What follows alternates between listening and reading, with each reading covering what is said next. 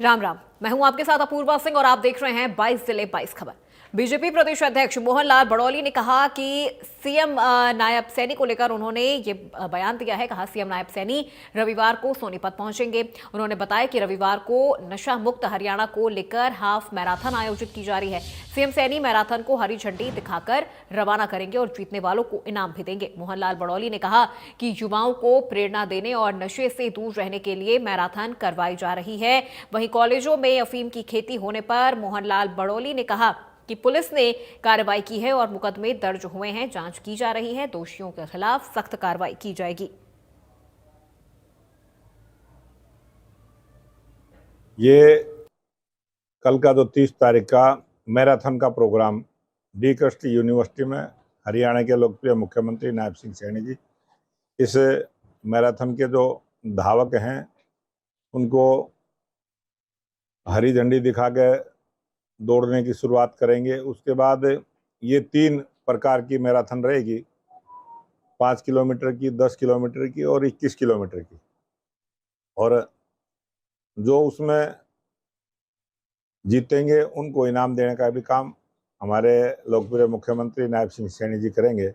और ये प्रोग्राम पहले से होता रहा है, लेकिन क्योंकि निकाय के चुनाव आए, निकाय के चुनाव की आचार संहिता के कारण से इसको पोस्टपोन करते हुए ये आगे बढ़ा है। और ये युवाओं को एक प्रेरणा देने वाला, सभी आयु के व्यक्ति अपने स्वास्थ्य के प्रति जागरूक रहें।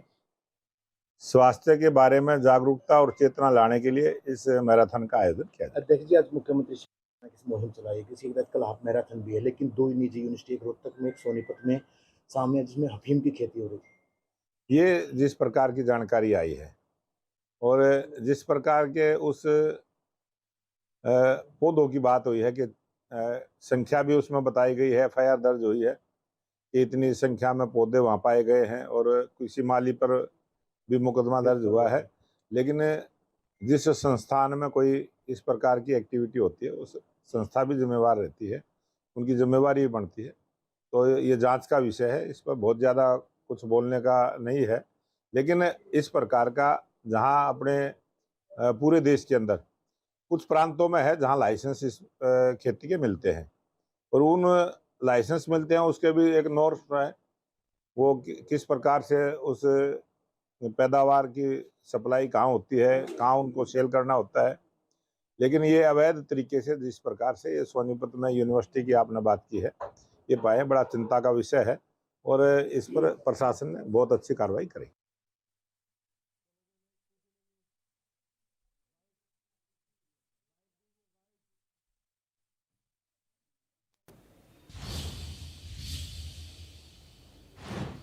तो वहीं सदन में भूपेंद्र सिंह हुड्डा और अनिल विज के बीच तीखी नोकझोंक देखने को मिली, जिसको लेकर कैबिनेट मंत्री अनिल विज ने कहा कि हुड्डा और मेरी दोस्ती गहरी है, मुझे ऐसा हुड्डा नहीं बनाया है। इससे पहले मैं सीधा साधा आदमी था, जब इनकी सरकार थी तब ये हमें बोलने नहीं देते थे और बाहर फिकवा देते थे। अब मैं बिना माइक के बोल लेता हूं, इसका क्रेडिट हुड्डा को देता हूं। अम्बाला को तो हमने बहुत कुछ दिया है और जब तक सांस रहेगी, जितनी ताकत बनेगी, हम देते ही रहेंगे। अम्बाला छावनी से मैंने पानी पिया है, अम्बाला छावनी की मैंने हवा खाई है, अम्बाला छावनी के स्कूलों से मैंने शिक्षा प्राप्त की है, अम्बाला छावनी के बैंक में मैंने नौकरी की है। तो मैं उसका बदला उतारने के लिए यहीं की हवा खा खा के मैं इतना बड़ा हूँ और मुझे जब जब ईश्वर ने ताकत बख्शी है, मैंने यहाँ काम करने के लिए। देखिए, बिजली आपूर्ति के लिए जितनी हमारी आवश्यकता है उतनी हमें मिले और हमारे अपने सोर्सेज से मिले, क्योंकि बाहर से अगर हम लेते हैं तो हमें बहुत महंगी पड़ती है। हम लेते तो हैं, हम किसी को बिना बिजली के नहीं रहने देते, परंतु हम अपनी हमारी उतनी बिजली को, इसके लिए ये हम यमुनानगर में 800 मेगावाट का थर्मल प्लांट लगा रहे हैं और उसकी अब तिथि और समय आ जाएगा जिस दिन उसका उद्घाटन करते हैं प्रधानमंत्री। इसी प्रकार से हिसार का जो खेतगढ़ प्लांट है उसमें भी हमें 800 मेगावाट की एक और इकाई लगाना प्रस्तावित है और पानीपत में भी 800 मेगावाट की 2 यूनिट्स लगाना प्रस्तावित है। हम स्टेट को बिजली के मामले में सरप्लस करना चाहते हैं। देखिए, सरकार को जैसे ही इसके संज्ञान में बात आई तो सरकार अब सब जगह पर कार्रवाई कर रही है और बाकी जगहों पर भी जहाँ जहाँ पर जानकारी मिल रही है कानूनों के तहत सख्त से सख्त कार्रवाई उनके खिलाफ की जा रही है। जो भी कानूनों के तहत है वो किया जाए। नहीं, हुड्डा साहब के साथ मेरी दोस्ती बहुत पुरानी है और मेरे को ऐसा हुड्डा साहब नहीं बनाया, क्योंकि जब 2009 से 2014 तक मैं भाजपा विधायक दल का नेता था तो ये हमको बोलने नहीं देते, हमारे माइक बंद कर देते, हमें उठा उठा के बाहर फेंकते थे। तो उससे ही मैं ऐसा बना। उससे पहले तो मैं सीधा साधा आदमी था, उसके लिए हमें संघर्ष करना पड़ा और मुझे अपनी आवाज बिना माइक के बुलंद करनी पड़ी। तो वहीं हरियाणा में गन कल्चर और हिंसक प्रवृत्ति के गाने बैन होने पर सोशल मीडिया पर जमकर बवाल मचाया जा रहा है। कांग्रेस सांसद दीपेंद्र हुड्डा ने इस मामले पर बोलते हुए कहा कि युवाओं को हिंसक और गन कल्चर की तरफ आकर्षित होने से रोकने की जरूरत है। उन्होंने कहा कि सरकार को इसे नियंत्रित करने पर ध्यान देना चाहिए। दीपेंद्र हुड्डा ने हरियाणा में ईद की छुट्टी रद्द करने पर भी सवाल खड़े किए हैं। दीपेंद्र हुड्डा ने कहा कि देश में हर धर्म और जाति के लोग सभी त्योहारों को मिलकर सेलिब्रेट करते हैं, इसीलिए सरकार को त्योहारों को धर्म और जाति की दृष्टि से नहीं देखना चाहिए। ईद की छुट्टी रद्द करके हरियाणा सरकार का फैसला सही नहीं है। मैं समझता हूँ कि गन कल्चर या किसी तरह का हिंसा से जुड़ी हुई अगर कोई कल्चर अगर आए तो उस पर किस तरीके से उसको नियंत्रित किया जाए ताकि नौजवान पीढ़ी उसकी इस हिंसा के कल्चर की तरफ आकर्षित ना हो। ये इस तरफ ध्यान देना चाहिए, सरकार को देखना चाहिए था इस बात में, क्योंकि सभी त्यौहार, दिवाली हो, होली हो, गुरुपुरब हो, ईद हो, ये सभी अलग अलग जो त्यौहार हैं अलग अलग सभी लोग मनाते हैं इन त्योहारों को। तो देश में हर जाति हर धर्म के लोग जब मिलते हैं और खुशहाली और भाईचारे से रहते हैं तो देश मजबूत होता है। ये इस देश की मूल भावना है। लेकिन धर्म और जाति के आधार पर की दृष्टि से इस तरह के त्योहारों को नहीं देखा जाना चाहिए। ये हरियाणा सरकार ने जो किया है मैं इससे सहमत हूँ।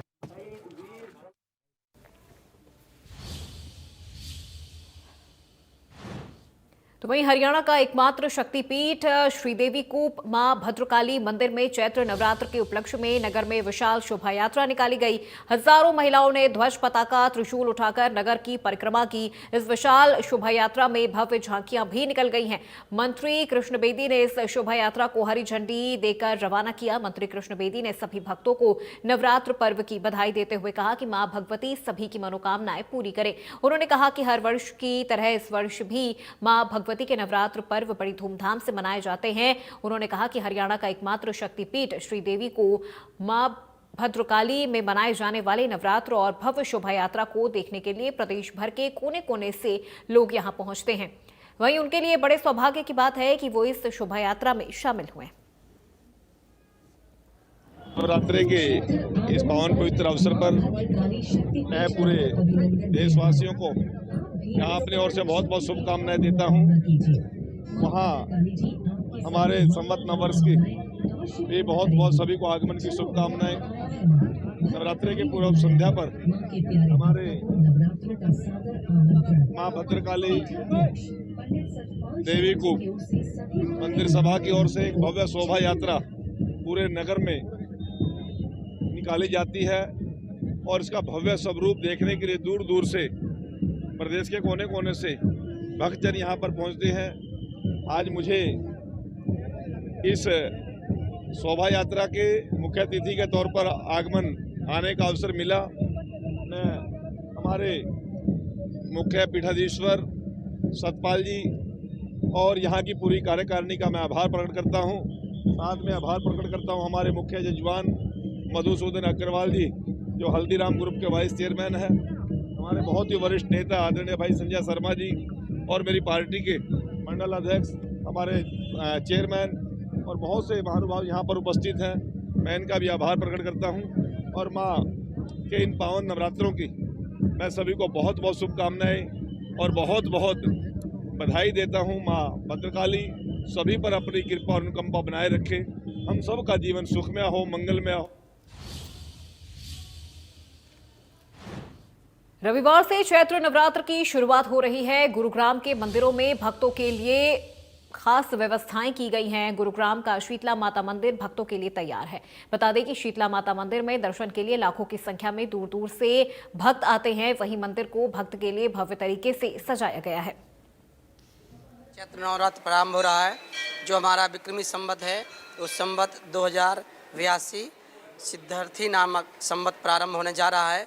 तो हमारा जो सनातन धर्म का है वो कल से नया वर्ष प्रारंभ हो रहा है और कल से ही नवरात्र का प्रथम दिवस कलश स्थापना का दिन भी कल ही है। तो कल से जो हमारा नववर्ष प्रारंभ हो रहा है, इस दिन यदि कोई देवी की आराधना, पूजा, व्रत यदि प्रारंभ करते हैं तो हमारे नए वर्ष की शुरुआत बहुत अच्छी तरीके से हो जाती है और पूरा साल हमारा बहुत अच्छे तरह से व्यतीत होता है। सभी हमारी जो कामनाएं हैं, जो पेंडिंग कार्य हैं, वो हमारे नए वर्ष की शुरुआत से ही शुभता से प्रारंभ होने शुरू हो जाते हैं। यहाँ के आते ही आपको लगता है कि हाँ आप अपने घर में आए हैं। हम गुड़गांव के वासी हैं तो अच्छा लगता है आके। तो हाँ, बहुत पावरफुल है यहाँ की वाइब्स। हम आते हैं, मेडिटेशन करते हैं और मैं हर मंथली आती हूँ यहाँ पर। ना यहाँ हम आए हैं सेक्टर 5 में रहने को, मतलब हमारे रिलेटिव के यहाँ। उनसे सुना है कि शक्ति माता का काफ़ी यहाँ पे ये है करके, तो हम दर्शन करने आ गए। बिटिया भी है, बिटिया के साथ में आए। यही कहना चाहूँगी कि ये नवरात्रे सभी के लिए खुशियाँ और समृद्धि लेकर आएँ। और 8-10 वर्षों से मेरा परिवार के साथ आना हो रहा है। प्रशासन का मुझे बहुत अच्छा इंतज़ाम लगा। कभी ऐसा नहीं हुआ कि हमें लगा हो कि नहीं कोई त्रुटि है प्रशासन में। तो वहीं चरखी दादरी में स्वास्थ्य मंत्री आरती राव पूर्व मंत्री स्वर्गीय सतपाल सांगवान के परिजनों से मिली, सांत्वना प्रकट किया। इस दौरान स्वास्थ्य मंत्री ने लोगों की समस्याएं सुनी और अधिकारियों को समाधान के लिए निर्देशित किया।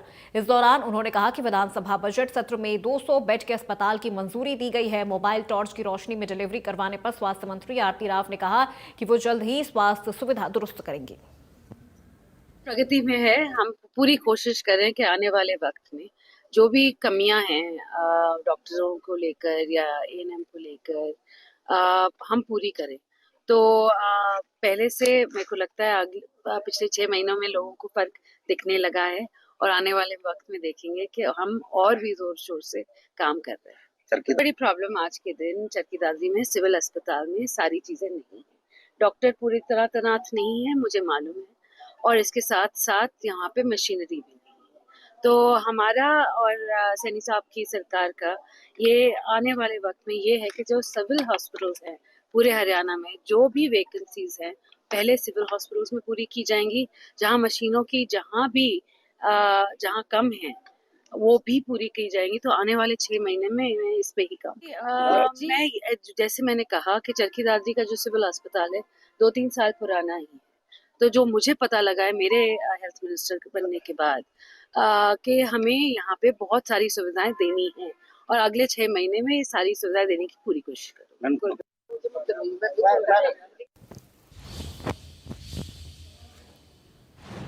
चलिए बढ़ते खबरों में आगे। दिल्ली जाने का सफर अब और महंगा होने वाला है। दिल्ली या चंडीगढ़ अपने वाहन से जाएंगे तो टोल के दाम आपको बढ़े हुए मिलेंगे। NHAI ने वाहन के हिसाब से 5 रुपए से लेकर 25 रुपए तक की तब्दीली की है। वो सब इस बात पर निर्भर करेगा कि आप कौन से वाहन को लेकर जा रहे हैं। पहले टोल प्लाजा की रेट लिस्ट में कार, जीप को एक साइड के 185 और आना जाना 280 रहता था। अब वो बढ़कर 195 रुपए एक साइड और 290 आना जाना होगा। वहीं LCV का एक साइड का 300 और आना जाना 450 होता था, जो अब एक साइड का बढ़कर 310 यानी आना जाना 465 हो जाएगा। वहीं बस ट्रक का एक साइड 630 और आना जाना 945 था, जो अब बढ़कर एक साइड का 650 यानी आना जाना अब 980 हो जाएगा। 3XL वाहन का एक साइड 685 और आना जाना 1030 रुपए था, जो अब बढ़कर 710 एक साइड का और आना जाना 1070 हो जाएगा। जो 1 अप्रैल 2025 से एप्लीकेबल हो रहे हैं। जो अभी अपडेटेड लिस्ट हम यहाँ पे लगा देंगे। वैसे हमारे पास लिस्ट आ चुकी है। जो 185 वाला था उसका 195 रुपये हो गया है और जो 280 वाला था वो लगभग 290 रुपये हो गया। इसमें 10 रुपये की वृद्धि हुई है और जो लोकल पास था वो 340 का था, वो 350 का कर दिया। महंगाई बढ़ रही है, पर देखो ऑलरेडी हम टैक्सेस इतने बढ़ रहे हैं, फिर रोड टैक्स अलग से ये जो टोल बढ़ता है, तो इट्स वेरी कॉस्टली। मतलब कई बार तो अब सीएनजी गाड़ी भी, ये तो खैर सीएनजी गाड़ी नहीं, पर सीएनजी कई बार ज़्यादा चीप पड़ती है as compared to the toll जो जितना भी पड़ जाता है। लाइक आप लुधियाना चंडीगढ़ तो जाओ, आई थिंक करीबन अपने को लाइक 600-700 टोल पड़ जाता है। That's very costly actually. So ये कम होने की बजाय ये बढ़ता ही जा रहा है। तो that's our concern actually. Calculate कर लो, लाइक 5 टाइम्स है, तो मतलब बंदा अगर सोचेगा गाड़ी उठा के जाना है कहीं, तो लाइक टोल इज़ मैक्सिमम। अगर यहाँ 5 से 25 रुपये, तो मतलब 100 से 500 हो जाएंगे, 3000 से 15 हो जाएंगे। भाई 30 किलोमीटर के एरिया में कोई टोल नहीं देना, ठीक है। और पानीपत से यहाँ तक टोल लगता है, पानीपत का टोल लगता है, फिर आगे मुरतड़ का टोल लगता है। तो सरकार को कुछ सोचना चाहिए इसके बारे में। कितना असर पड़ेगा, क्योंकि सीधा 5 टाइम रेट बढ़ रहा है। जब मैं यहाँ पे पहले आता था तो यहाँ 80-90 का टोल था, फिर 130 का हुआ, अभी 180 का हो गया, अब 195 का हो जाएगा। हाँ, तो ये जेब खर्च पे तो पड़े। तो वही सिरसा की अनाज मंडी में सरसों की फसल की सरकारी और प्राइवेट खरीद जारी है। अब तक कुल 36,000 क्विंटल सरसों की खरीद की जा चुकी है, जिसमें से 22,000 क्विंटल सरसों की खरीद सरकारी हुई है, जबकि 14,000 क्विंटल सरसों की प्राइवेट फर्म द्वारा खरीद की गई है। कृषि विभाग ने सिरसा जिले में 18 लाख क्विंटल गेहूं की आवक होने की उम्मीद जताई है, जबकि 5 लाख क्विंटल सरसों की आवक होने की उम्मीद जताई गई है। जिला प्रशासन और सरकार ने सरसों और गेहूं के सीजन को देखते हुए मंडियों में व्यापक प्रबंध करने का दावा किया है। खराब मौसम को देखते हुए सिरसा मार्केट कमेटी ने किसानों को जल्द से जल्द त्रिपाल के प्रबंध करने के निर्देश दिए हैं, ताकि बारिश के मौसम में मंडी और आने वाली गेहूं और सरसों की फसल खराब न हो सके। सिरसा जिले में गेहूं की गवर्नमेंट परचेज 1 अप्रैल से शुरू हो रही है, जो 15 मई तक चलेगी। इस समय सरसों की परचेज शुरू हो रही है, जो 15 मार्च से शुरू हुई थी और अब चल रही है, जिसमें हमारे यहाँ पूरे जिले में 36,500 क्विंटल सरसों आई हुई है। गवर्नमेंट परचेज उसमें से 22,000 क्विंटल की हुई है और 14,000 क्विंटल की प्राइवेट परचेज हुई है। मंडी में जो मूलभूत सुविधाएं हैं, पानी, सफाई, बिजली का पूरा प्रबंध किया हुआ है। किसान और मजदूरों के लिए खाने के लिए अटल कैंटीन खोली हुई है। सिरसा, कालावाली और डबवाली में कैंटीन चालू है। इसके अलावा हम ऐलनाबाद, डिंग और रानिया में भी कैंटीन नेक्स्ट हफ्ते तक खोल देंगे। अभी तक तो उठान की समस्या हो नहीं रही है, चल रहा है स्मूथली काम।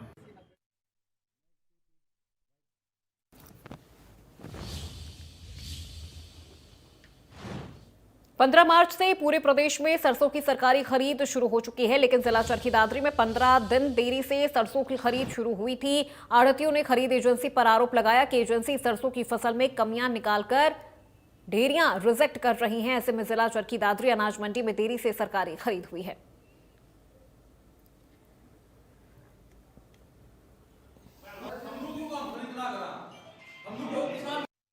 पंद्रह मार्च से सरसों की सरकारी खरीद शुरू हो चुकी है। आप देख सकते हैं कि चरखी दादरी की नई अनाज मंडी में सरसों की ढेरियां लगी हुई हैं। वहीं एक विवाद और खड़ा हो गया। जब एजेंसी खरीद कर रही थी तो ढेरियों को रिजेक्ट करने पर आढ़तियों में रोष फैल गया और उन्होंने बैठक के दौरान उन्होंने निर्णय लिया गया कि जितने भी हैंडलिंग एजेंट हैं वो अपने पद से इस्तीफा दे देंगे और खरीद तब तक नहीं की जाएगी तब तक दुरुस्त व्यवस्था न हो। वहीं आढ़तियों का कहना है कि एजेंसी बेकार की शर्तें थोप रही है और आढ़तियों को परेशान किया जा रहा है।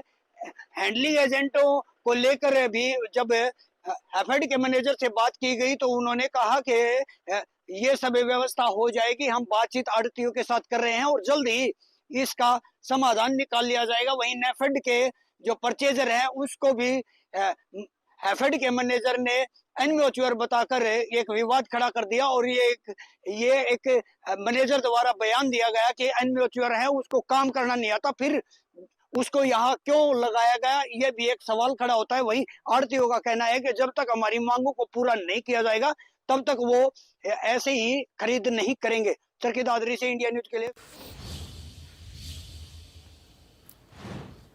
तो वहीं होडल की अनाज मंडी हरियाणा की बड़ी मंडियों में शुमार है, क्योंकि इस मंडी में हरियाणा के साथ साथ यूपी और राजस्थान के किसान अपनी फसल को बेचने के लिए लाते हैं। इस मंडी में 1 अप्रैल से गेहूं की सरकारी खरीद शुरू की जाएगी। मंडी में किसानों की सुविधा के लिए किसान विश्राम गृह तैयार किया गया है। साथ ही सभी खरीद करने वाली एजेंसियों से बारदाना के लिए बोल दिया गया है कि 1 अप्रैल से पहले ही सभी आड़तियों के पास बारदाना पहुंच जाना चाहिए, ताकि खरीद करने वाली एजेंसियों की फसल खरीदने में कोई परेशानी न उठानी पड़े। मार्केट कमेटी के सचिव वीरेंद्र सिंह ने बताया कि होटल के 40,000 किसानों ने मेरी फसल मेरा ब्यौरा पोर्टल पर अपनी फसल का रजिस्ट्रेशन करा दिया है और उन्हीं किसानों की फसल की सरकारी खरीद की जाएगी।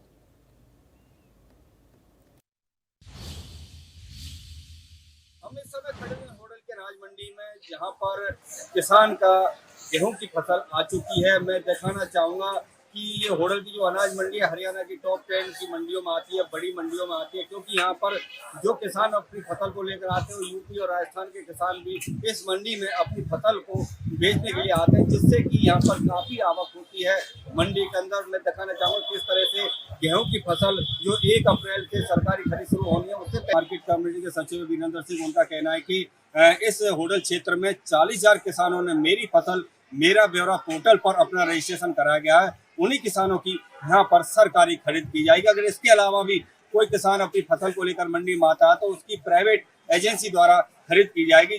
सबसे पहले उनको प्राथमिकता दी जाएगी जिन किसानों ने अपने मेरी फसल मेरा ब्यौरा पोर्टल पर जो रजिस्ट्रेशन कराया। लगभग 40,000 किसान हैं जिन्होंने अपनी फसल का जो ब्यौरा पोर्टल पर दर्ज कराया, उन किसानों को यहाँ पर खरीद दी जाएगी। उनका कहना है कि किसानों को मंडी के अंदर किसी भी प्रकार की कोई दिक्कत नहीं आने दी जाएगी। सरकार के निर्देश पर 1 अप्रैल से मंडी के अंदर सरकारी खरीद की जाएगी और इससे पहले मंडी में किसान आ चुका है।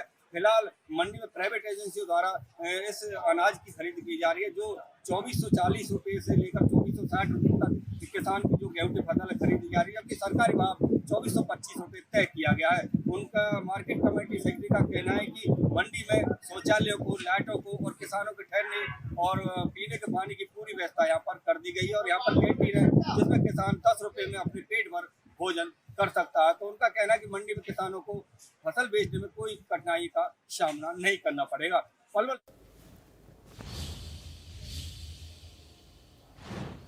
तो वही प्रदेश भर की मंडियों में 15 मार्च से सरसों की खरीद शुरू हो चुकी थी, लेकिन फसल कटाई के चलते भिवानी की मंडी में आवक कम थी, जिसके चलते 1-2 किसान ही सरसों लेकर मंडी में पहुंच रहे हैं और किसान फसल को आड़तियों को बेचकर चले जाते हैं। वहीं सरसों की आवक और खरीद में रफ्तार पकड़ने वाली है, जिसके चलते अनाज मंडी अधिकारियों ने कमर कस ली है। इस बारे में जानकारी देते हुए भिवानी नई अनाज मंडी सुपरवाइजर ने बताया कि मार्केट कमेटी भिवानी द्वारा गाँव चांग, भवानी खेड़ा और भिवानी में 3 खरीद केंद्र स्थापित किए गए हैं। सभी को पता है कि 15 मार्च से जो किसानों की जो फसल है वो मंडी तक पहुंचने लगी है, तो क्योंकि सरकारी जो खरीद है 15 मार्च से शुरू हो चुकी है। आपको बताना चाहेंगे, एक बार कैमरामैन से कहेंगे कि घुमाकर दिखा दीजिए, जिस पर आज फिलहाल हम मंडी के अंदर मौजूद है। मंडी के अंदर जो फसल है लगातार आ रही है। आपको बताना चाहेंगे कि जो सरसों की फसल है वो फ़िलहाल अभी कम आनी शुरू है, क्योंकि आपको पता ही कटाई का समय चल रहा है।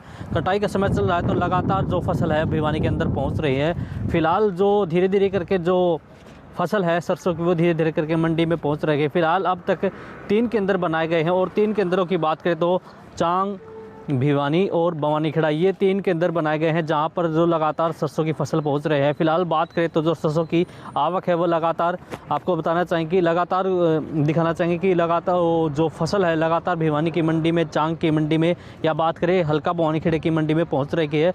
7,000 क्विंटल जो फसल है लगातार यहाँ पर पहुँच रही है। और किसानों की बात करते तो किसानों के लिए जो सरकार की व्यवस्था है काफ़ी अच्छी की गई है। उनके खाने की जो व्यवस्था है वो भी की गई है, क्योंकि मंडी के अंदर ही एक किसान कैंटीन बनाई गई है जहां पर वो 10 रुपये देकर पेट भर खाना खा सकता है। वहीं पर बात करें तो यहाँ के जो अधिकारी हैं उन्होंने जानकारी देते हुए बताया कि हमने जो किसान की जो भी सहायता होती है उससे लगातार पूरा करने की कोशिश की जा रही है। तो भिवानी से मैं जॉनी कुमार, कैमरामैन विपिन के साथ देखते रहिए।